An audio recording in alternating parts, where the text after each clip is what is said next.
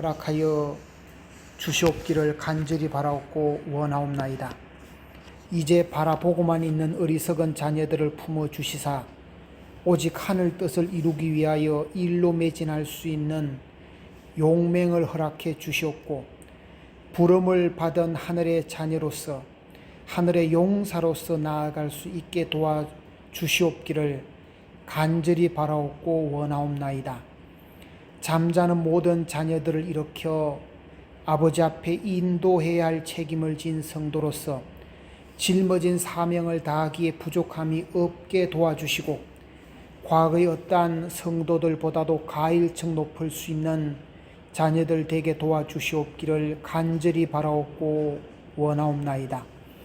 아버지의 붙드심에 응하여 합당한 걸음을 걷는 자녀들 되게 도와주시옵고, 사탄의 조롱거리가 되는 자녀들 되지 말게 도와주시옵기를 바라옵고 원하옵나이다.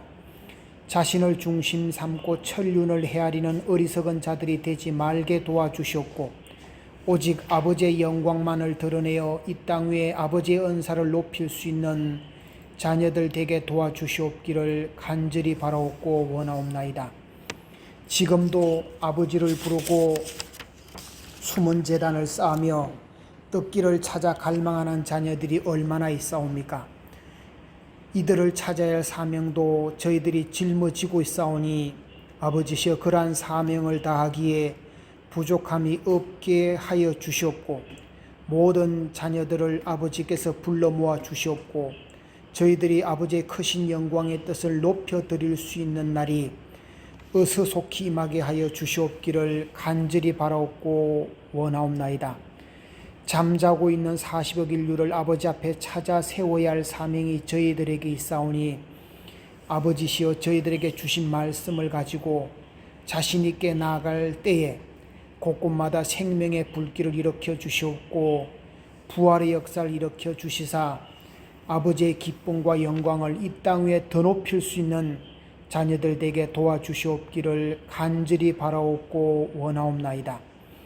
오늘날까지 수천 년 동안 이 땅의 인류를 위해 수고하고 계시는 그리스도의 간곡한 심정과 저희를 위해 아버지 앞에 호소하시는 그리스도의 탄식을 회원해야 할 책임이 저에게 있는 것을 확실히 믿게 하여 주시옵소서. 인간이 해야 할 책임을 다하기 전에 하늘의 기준을 버리지 말게 하여 주시옵고, 오로지 하늘만이 대해 주실 수 있는 자녀들 되게 허락하여 주시옵소서. 이미 짊어진 사명을 다시 땅에 버리는 자녀들 되지 말게 도와주시고, 아버지의 영광을 끝까지 나타낼 수 있는 아버지의 사랑하는 자녀, 능력의 자녀로 세워주시사 여한이 없게 도와주시옵기를 간절히 바라옵고 원하옵나이다. 어려운 환경 가운데서 외로운 제단을 쌓고 아버지 앞에 부르짖음이 호소하는 자녀들을 아버지 친히 품어주시고 역사하여 주시옵소서. 그라의 훌륭한 뜻을 받들어 나올 수 있는 하늘의 자녀들이 되게 허락해 주시옵기를 간절히 바라오면서 이 모든 말씀 주의 이름으로 아뢰었사옵나이다. 아주 1956년 5월 23일 기도했습니다. 경배 드리겠습니다. 천진 참모님께 경배. 바로 오늘은 천일국 8년 철력 12월 10일 양력으로 2021년 1월 24일입니다.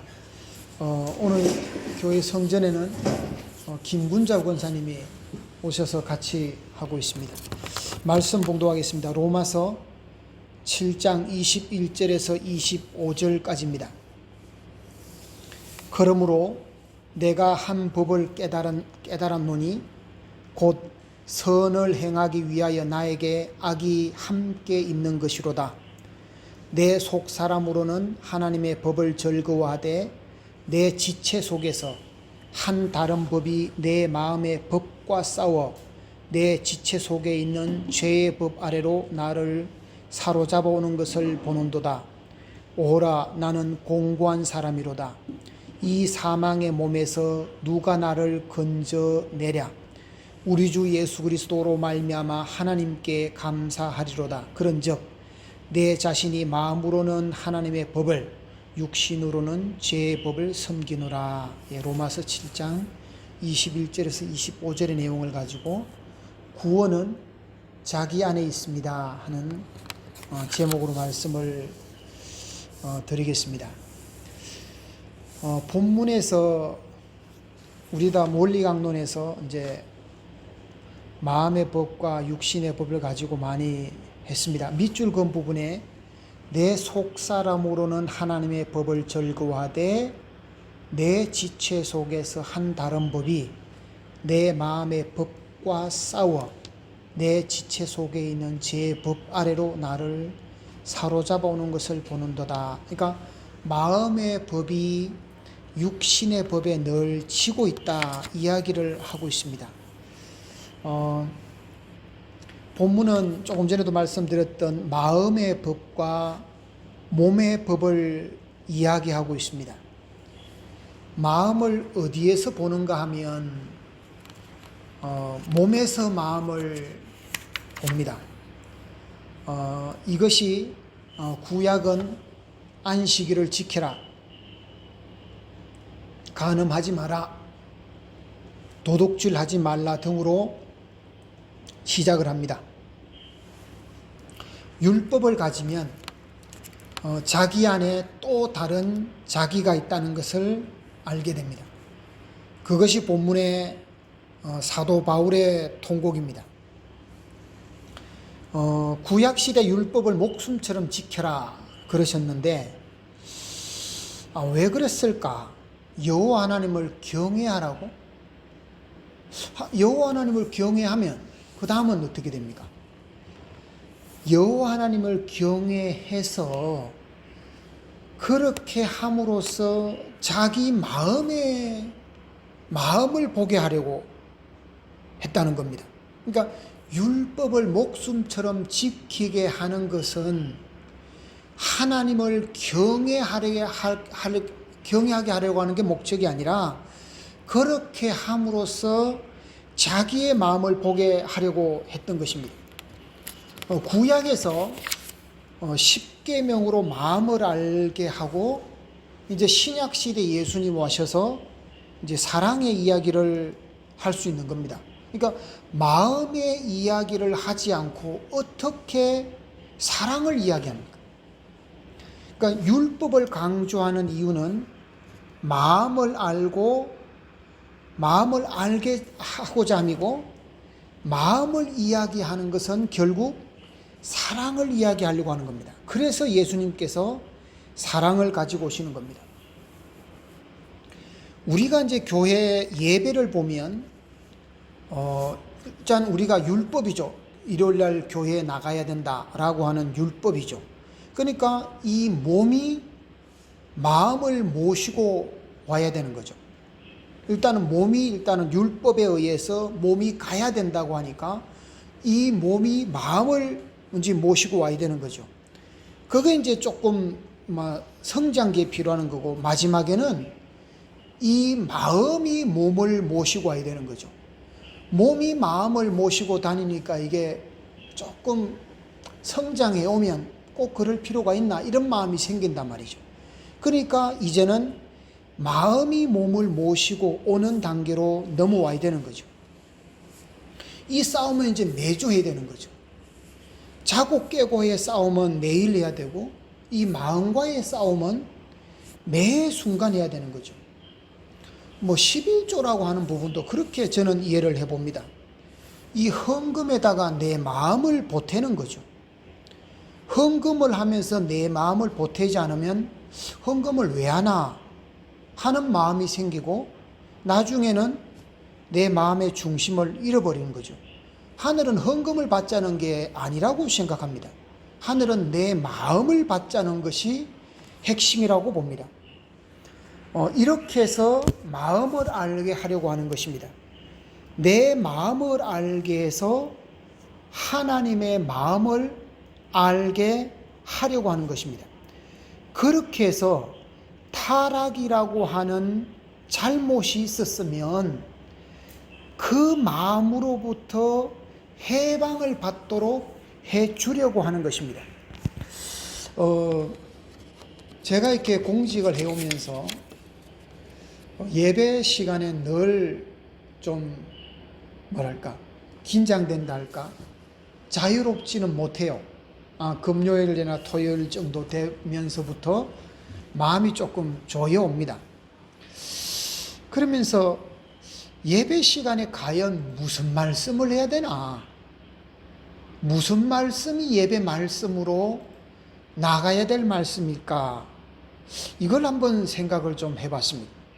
섭리적 책임도 중요하지만, 우리는 섭리적 종교니까 섭리적 책임도 중요하지만, 우리가 어떻게 본성을 회복하느냐, 저는 이것이 가장 중요하다고 생각을 합니다.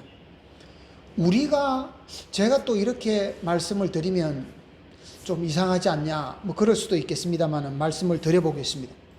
우리가 교회에 들어온 것이 진정한 자유와 해방을 얻고자 함이지 섭리적 책임을 하러 온 것은 아닙니다. 아마 이런 말을 제 위에 책임자들이 들으면 별로 좋아하지는 않을 것 같습니다. 그렇지만 저는 그 말이 맞다고 생각합니다. 진정한 자유와 해방을 얻기 위해서, 그래서 가는 길에 섭리적 책임이 부수적으로 있다고 봅니다. 저는 그 말이 맞다고 봅니다. 진정한 자유와 해방을 얻기 위해 가는 길에 섭리적 책임이 부수적으로 있다고 봅니다. 보통 책임자는 섭리적 책임을 강조하지만 지금까지 섭리의 길을 따라오면서 무엇이 중요했습니까? 우리가 이 떡길을 수십 년 따라오면서 무엇이 그렇게 중요했습니까? 내가 진정한 자유와 해방의 길을 가는 데 있어서 섭리적 책임이라고 하는 것이 한 단계를 성장하고 한 단계를 매듭짓는 조건이었다고 저는 봅니다. 그 한 단계를 성장하고 한 단계를 매듭지어서, 그래서 나의 진정한 자유와 해방을 주고자 했다는 겁니다. 우리의 진정한 자유와 해방은 저 뒷곁에 두고 섭리적 책임을 강조하지는 않았다고 봅니다. 저는 그렇게 생각합니다. 천일국 안착을 선포하시고 그 조건으로 천보 과정을 요구하시는데, 축복 과정으로서 천보 사명을 하지 않을 수는 없습니다.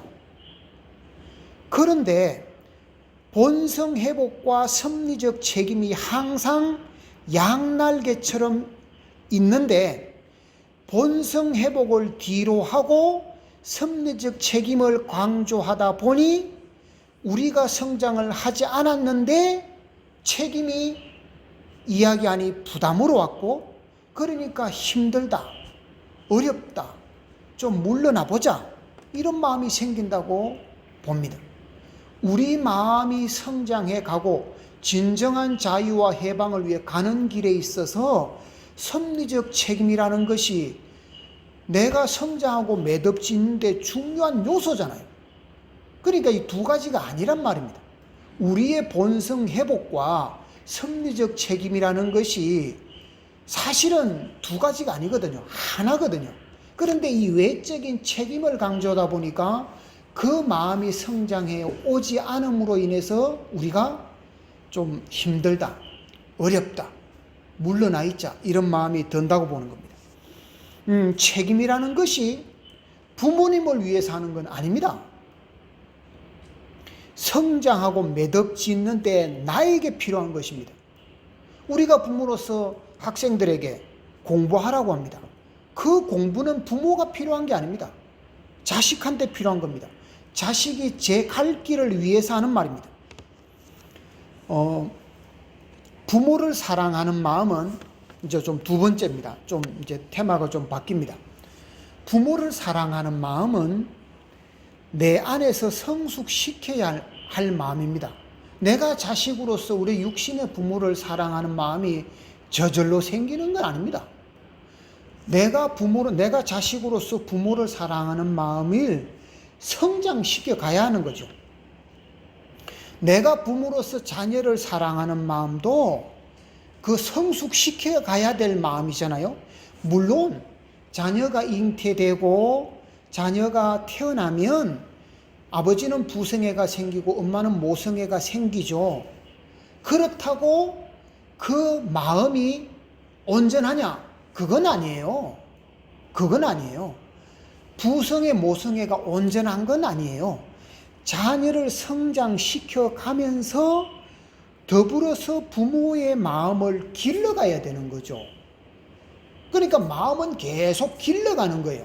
초등학교 때는 초등학교만큼, 유치원은 유치원만큼, 초등학교는 초등학교 때만큼, 중학교는 중학교 때만큼, 고등학교는 고등학교 때만큼, 아니면 그 이후로는 그 이후로만큼, 또 축복을 받아서 결혼했다면 결혼 이후에 자녀를 대하는 마음이 달라야 되는 거죠. 한 마음이 아니잖아요. 쭉 길러가야 되는 거죠. 그래서 부모는 자녀를 교육시킨다 할까? 그런 관계는 아닌 것 같아요. 동반자라는 생각이 최근에 조금 들어옵니다. 자녀를 부모가 주관하는 사람이 아닙니다. 부모의 마지막 길은 자녀가 가는 길을 부모가 뒤따라가는 것이 부모의 소원입니다. 자녀가 하는 말에 부모가 순종하고픈 것이 마지막입니다. 너 틀렸다. 그러면 그 듣는 자녀는 좋으며 부모는 좋겠습니까? 부족하더라도 자녀에게 어떻게 보면 순종이랄까? 그렇게 가야 될 것이 부모의 책임입니다. 그래서 부모에게는 자녀의 입신양명이 최고의 기쁨입니다. 부모가 자녀에게 순종하는 것이 부모의 최고의 기쁨입니다. 이 사람이 참 이상하죠? 다른 사람에게 순종하는 것은 그렇게 기쁨이 되지 않아요. 그런데 자녀에게 순종하는 것은 기쁘거든요. 아니면 내보다 실력이 나은 사람한테 순종하는 건 또 괜찮아요. 이렇듯 존재는 내가 존재한다. 내가 존재한다는 게 곧 관계잖아요. 그러니까 내가 존재한다. 그러니까 내가 육신의 부모와의 관계로 인해서 존재한 거잖아요. 그러니까 이 관계라는 게, 존재라는 게 관계입니다. 사랑도 관계죠. 타락했다. 그런 말만큼 사실 타락이 우리가 죄인이다. 그 말만큼 막연한 말도 없거든요. 뭐가 죄인이냐? 뭐가 타락했다는 거냐? 관계를 잃어버렸다는 게 타락이고 죄 아닙니까? 그 관계 속에서 자기 중심한 생각이나 자기 중심한 감정이 관계를 망치게 하는 거죠. 그게 불효고 그게 죄죠. 그러니까 죄란 말과 불효란 말은 사실은 같은 말입니다. 그래서 죄의 청사는 관계의 회복입니다. 아버지를 몰랐다면 아버지와의 관계를 회복하는 거죠. 그게 이제 구원인 거죠. 불효를 아는 것, 나의 불효로 아버지의 마음이 얼마나 사무치게 아파셨을까 하는 것을 아는 것이 죄의 청산입니다. 죄의 청산은 아버지에게서 이루어지는 것이 아닙니다. 오늘 대단히 이제 중요하고 아마 우리의 영원한 신앙의 숙제가 되겠다 싶습니다. 죄의 청산은 아버지에게서 이루어지는 것이 아닙니다. 우리는 이제 인간이 타락했다 그런 내용을 듣습니다만은 우리가 타락했다, 죄가 있다 그러지만 아버지 마음에는 그 마음 없거든요. 육신의 관계 속에서도, 육신의 부모 자식과의 관계에서도 자식이 죄를 지었으면 부모가 그 죄 그 맞다, 그 자식 그 네 죄다. 예를 들어 살인을 했다 자식이. 그러면 우리 자식이 살인자입니다. 그를 보면 아무도 없습니다. 기르는 성장하는 기간에 아니면 뭐 친구를 잘못 만나서 저러한 실수를 한 거지, 살인죄를 졌다, 살인죄를 진 게 맞다, 그를 보면 한 명도 없습니다. 그런 걸 연장선상으로 보면 우리가 타락했다, 죄가 있다, 그게 사실이란다 할지라도 하나님 아버지 마음에 그 마음 없습니다. 죄인이란 마음이 없는데 우리는 죄가 있다 그럽니다. 아버지의 마음 안에는 오직 긍휼만 있습니다. 그래서 죄는 내 안에 있는 마음입니다. 자기 안에 있는 겁니다. 관계를 무너지게 한 자기라는 마음이 자기 안에 있습니다. 그러니 죄의 청산도 내 안에 있었던 것입니다. 그러기에 구원이 아버지에게 있었던 것이 아닙니다. 자기 해방, 자기로부터의 해방이 구원입니다. 구원은 자기 안에 있습니다. 그래서 자기를 찾아야 하는 것입니다. 자기 구원은 자기 안에 있습니다. 그러면 참 부모님이 필요치 않다는 이야기냐? 그건 아닙니다. 우리가 타락으로 인해서 창조 목적을 잃어버렸죠. 우리가 왜 사나? 우리가 궁극적으로 살려고 하는 목적이 뭐냐? 이거 잃어버렸죠. 그래서 이 3대 축복이, 이 창조 목적인 이 3대 축복을 받을 수 있는 자리를 참 부모님으로 말미암아 세워졌죠. 타락으로 그 자리를 잃어버렸는데 참 부모님의 은사로 3대 축복의 자리를 회복시켜 주셨죠. 참 부모님의 혜택으로 우리가 3대 축복의 길을 갈 수 있는 길을 열어주셨기에 그 마음의 길을 우리가 갈 수 있다고 하는 겁니다. 우리가 원리강론에서 잘 배웠듯이 믿음의 기대는 아버지가 세웁니다. 그렇죠? 맞죠? 실체 기대는 그 아버지의 자식인 아들이 세우죠. 맞죠? 그거 분명하죠? 그러니까 복귀 섭리를 아담이 한다, 노아가 한다, 아브라함이 한다, 이런 말을 한 군데도 없거든요. 원리강론의 제목 자체가 뭡니까? 아담 가정을 중심한 복귀 섭리, 노아 가정을 중심한 복귀 섭리, 아브라함 가정을 중심한 복귀 섭리죠. 가정이 하는 거죠. 가정이 간다는 것이 뭐냐면 부모도 가지만 자식도 가야 한다는 말이죠. 참 부모님도 부모로서 가야 할 길이 있지만 우리도 우리로서 가야 할 길이 있습니다. 그런데 우리가 가야 할 길을 이야기하면 너무 힘들고 어려워하니까 참 부모님께서는 말씀하시기를 참 부모님의 노정에 대해서는 알려고도 하지도 말고 따지지도 하지도 말고 무조건 따라오라는 것으로 말씀을 하셨습니다. 그래서 부모님은 우리가 너희들은 이런 길을 가야 된다고 말씀을 못하신 이유라고 봅니다. 그런데 이제는 부모님의 갈 길을 거의 다 가셨지 않습니까? 그러면 이제 남은 숙제는 우리가 가야 될 길만 남아 있습니다. 그래서 마음의 길을 가는 사람들이 죄를 이야기하고 구원을 말하는 겁니다. 구원은 마음을 찾아가는 겁니다. 불효를 아는 겁니다. 아버지의 마음 안에 고통을 보는 겁니다. 나의 죄가 문제가 아니라 그것으로 말미암은 아버지 마음 안에 슬픔과 고통이 아는 겁니다. 아버지의 해방이라 내 안에 있습니다. 나의 구원이 아버지의 해방입니다.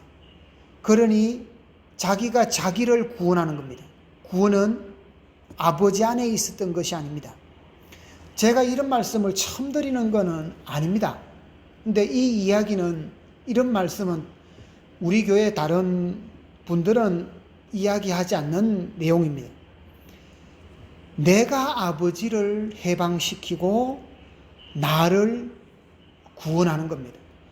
그러기 위해서 우리가 아버지를 알아야 되는 거고, 아버지의 사정과 심정을 알려고 하는 거고, 그래서 창조 원리를 알려고 하는 거고, 그래서 창조 목적을 알려고 하는 거고, 그래서 타락을 알려고 하는 거고, 그래서 구원 섭리를 알려고 하는 겁니다. 다시 한번, 아버지의 해방이 내 안에 있습니다. 나의 구원이 아버지의 해방입니다. 그러니 자기가 자기를 구원하는 것입니다. 구원은 아버지 안에 있었던 것이 아닙니다. 좀 아직은 감당이 될런지 안 될런지는 잘 모르겠습니다만은, 언젠가는, 누군가는 이 말씀을 해야 될 말씀이라고 생각합니다. 기도 올리겠습니다.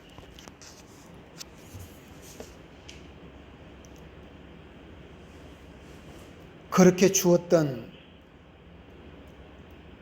2주 전의 상황과는 전혀 다른 10도를 오르내리는 봄이 오는 듯한 날씨로 바뀌었습니다. 또 주 후반이 되면 또 마이너스 10도로 내려간다 합니다. 이렇던 날씨가 오르락 내리락 하면서 결국은 봄을 재촉하는 겁니다. 우리도 이 떡길에 와서 수많은 사연이 있습니다. 예수님을 따랐던 제자들이 3년 동안 얻은 것이 외적으로는 아무것도 없습니다. 영적 구원의 길을 예수님께서 열어놓고 가셨습니다. 참 부모님, 특히 참 아버님의 생애도 우리도 예수님 때처럼, 우리도 초창기 선배님들은 50년, 60년 참 부모님과 더불어 섭리의 왔습니다. 그런데 외적으로 무엇이 이루어졌느냐고 물으면 그렇게 해놓을 만한, 내놓을 만한 뚜렷한 것은 없습니다. 그렇지만 우리가 갈 수 있는 길을 참 부모님께서 탄감복기를 통해서 다 청산하시고 본인의 길을 열어 놓으셨습니다. 그래서 여러분들은 가면 된다는 말씀을 하고 가셨습니다. 그것이 다 이루었다는 말씀입니다. 그 길을 안 가고서 이루어진 것이 없다 하면 또 그 말도 맞습니다. 그렇지만 그 믿음을 가지고 내가 내 몫을 가지고 가면 그 길이 있다, 그러면 그 말도 맞습니다. 안 가고 맞느냐, 가고 맞느냐, 그건 우리의 선택입니다. 우리도 가서 보니 있더라, 가서 보니 맞더라, 그것이 좋지 않겠습니까? 그것이 우리가 일생산을 살면서 훨씬 도움되는 삶 아닙니까? 지금 이 시대는 우리가 우리의 몫을 가는 시대입니다. 참 부모님께서 하신 그 말씀을 붙들고 내 마음의 길을 가는 겁니다. 내 마음의 길, 여기선 관계입니다. 내가 맡은 가정에서 이 관계를 확대시켜 가는 겁니다. 그 하나님 해줄 수 없지 않습니다. 참부모님 해줄 수도 없지 않습니다. 오직 내가 해야 되는 겁니다. 가정을 축복해 주시고 그 가정 책임을 너희들이 하라 그러지 않습니다. 그 관계를 회복하는 것은 우리의 몫입니다. 믿음으로 되는 건 아닙니다. 율법으로 되는 게 아닙니다. 그 관계를 회복해 가는 겁니다. 그 회복은 내 마음으로 하는 겁니다. 내 사랑으로 사랑이 10이면 10만큼 사랑하고 20이면 20만큼 사랑하는 겁니다. 20의 마음을 가지고 80을 사랑할 수가 없습니다. 20의 마음으로 70을 사랑할 수가 없습니다. 20의 마음으로 20을 사랑하고 그래서 마음이 커져서 30의 마음으로 30을 사랑하는 겁니다. 그래서 그 마음이 성장해서 40의 마음으로 40을 사랑하는 겁니다. 그렇게 마음을 길러가는 겁니다. 그 마음을 길러가는 마음을 위하라고 그러는 겁니다. 안 되는 걸 하라고 그러는 게 아닙니다. 할 수 있는 마음을 하라는 겁니다. 해보면 된다는 겁니다. 마치 자전거를 배울 때 뒤에서 붙들어 주다가 이제 페달을 밟고 가면서 나라고 이제 내가 할 수 있다고 나라고. 근데 이미 벌써 뒤에 사람은 자전거를 놓은 지 오래됐습니다. 그래서 내 두 발로 자전거를 밟고 가는 겁니다. 그렇듯 우리도 이제 우리의 힘으로 갈 수 있는 시대가 왔다는 것을 부모님은 말씀하신다고 봅니다. 과거의 신앙을 버리기가 어렵습니다. 어떻게 얻은 신앙적 기준입니까? 그렇지만 다 버려야 됩니다. 다 버리고 이제 본연의 나로 거듭나야 될 시간입니다. 왜냐하면 우리의 육신의 삶이 그리 많지 않기에 그렇습니다. 민들레 홀씨처럼 이 바람에서 진짜 자유로운 영혼이 되기 위해서는 그래야 됩니다. 영계는 육신의 감도의 5배라고 그럽니다. 마음이 불편하면 5배로 불편하답니다. 그래서 지옥이라 한다 합니다. 마음이 기쁠 때는 5배로 기쁘다 합니다. 그래서 천국이라 한다 합니다. 그래서 지옥과 천국은 자기가 만든다 합니다. 그런 것을 보면 우리가 지금 이 순간 이 마음을 가지고 살아가는 겁니다. 그리고 부모님께서 주신 그 말씀을 실제적으로 넓혀가 보는 것이 우리의 책임이라는 말씀을 드리면서 이 모든 말씀 축복 중심 가정 방철웅의 이름으로 보고드리며 아뢰었사옵나이다. 아주